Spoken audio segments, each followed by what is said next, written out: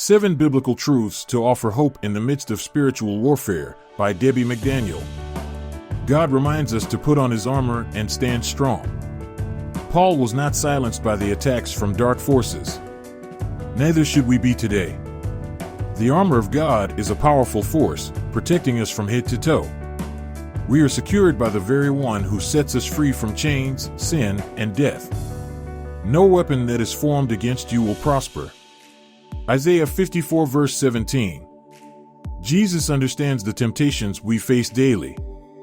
Jesus himself faced the devil's temptation in the wilderness. He was fasting, hungry, physically weakened, and tired. And, of course, the enemy jumped on that time to bring temptations to a greater degree than ever. No temptation has overtaken you except what is common to mankind.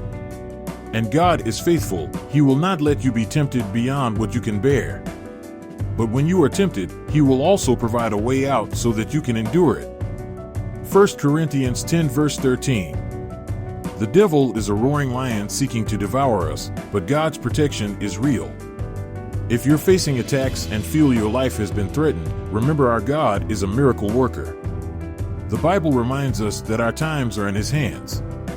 We can be confident that he knows every day we will live on earth, and he will keep us safely in his care until he calls us home to heaven. There's no reason to fear. Stand strong through prayer and his word. Be self-controlled and alert. Your enemy, the devil, prowls around like a roaring lion looking for someone to devour. Resist him, standing firm in the faith. 1 Peter 5 verses 8 to 9. Jesus prays on our behalf and will use our battles to encourage others in the faith. Just moments after Peter had declared his allegiance to Christ, these words were spoken. Jesus knew the spiritual attack that would come his friend's way, and he was already preparing him for battle. He reminded Peter that his prayers were covering him and that, even in his failures, God still had a great purpose in store for him. Therefore, there is now no condemnation for those who are in Christ Jesus. Romans 8 verse 1. God understands our weaknesses and covers us like a shield. May he open our eyes so that we can recognize his powerful work on our behalf. Though we may feel outnumbered in the spiritual battle we're facing, God's presence with us is mighty. And he and his angel armies fight for us, even when we're unaware. He who dwells in the shelter of the Most High will rest in the shadow of the Almighty. I will say of the Lord, he is my refuge and my fortress, my God, in whom I trust. Surely he will save you from the fowler's snare and from the deadly pestilence. He will cover you with his feathers, and under his wings you will find refuge. His faithfulness will be your shield and rampart.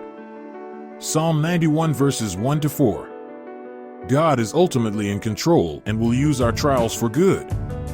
Job's life is an example to us of what this may be like, Job 1 to 2.